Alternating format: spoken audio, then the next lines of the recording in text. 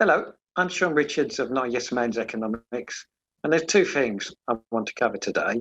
Firstly, there's the issue of looking at how economies are behaving, in this instance, the UK, in the COVID virus pandemic, and also the issues of the economic statistics that we have, because they shed some light, also sadly some dark.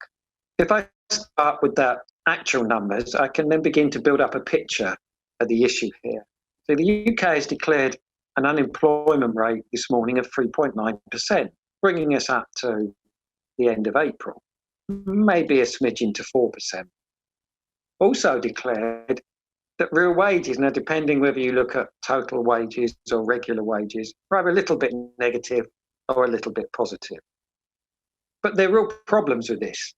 This is something that is generic. If we start with employment numbers, that I looked at in the case of Italy only a week or two ago. Why? Well, you count as employed if you work for more than 1 hour in a week. So as you can see, there's an issue there. Also, people on the various furlough schemes are counted. So this rolls into the unemployment numbers. How does this work? Because people are then out of the numbers, but really should be counted in. If we just stick with the detail of what we have today, we can see how actually even the unemployment rate that was put out looks like it was very wrong. You see, to count as unemployed, the definition is you have to be actively looking for work. Now, in this sort of pandemic, lots of people that would go and look for work, well, in some cases can't. In the UK, we didn't have the sort of lockdown there was in Europe, but there was one. People's travel was limited, so for certain work, they couldn't go. And then some, and quite reasonably, wouldn't bother, thinking that there wasn't any anyway. And at a time like this, it's hard to criticise them. So as you can see, there's already quite a large grouping. And we do get a hint of that from the inactivity numbers.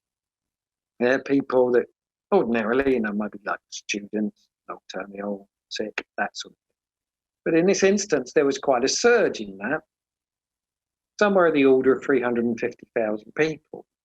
So if we put them in the unemployment numbers, where they probably belong, or at least most of them, if not all, we see that the unemployment rate that we started off with at 3.9% is now 5.1.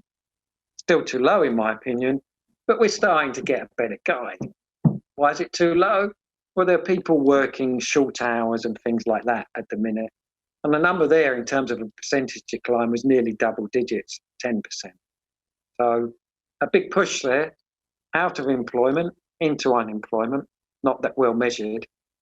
We get a similar situation with wages, and this rolls into real wages. What do I mean? Well, there's quite a drop in wages numbers. Now, this gets meshed around in a couple of ways, because furlough wages count.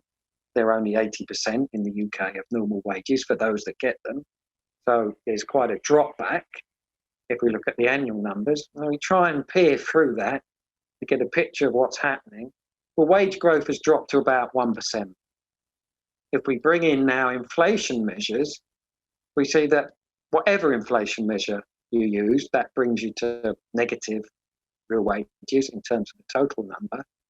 If we bring in now, say something like the retail price index measure of inflation, that means that the rate of fall of real wages is over 2%. There's been some further research in the UK saying that inflation may be even higher than that. Why? Well, when the LSE looked at the numbers, it saw that a lot of offers have gone. In the UK, we call them bog off. That's not a rude word. Buy one, get one free. 2-for-1 offers. Sure, whatever country you're in has similar ones like that. They're not really quite counted. But the 1 month influence like that was 2.4%, according to the LSE. Now that's double the official inflation rate. So it makes quite a shift in the picture. Real wages then are falling by 3%. So that's what I'll leave you with. I'm afraid the unemployment rate's a lot higher than what we're being told. Real wages a lot lower. Thank you.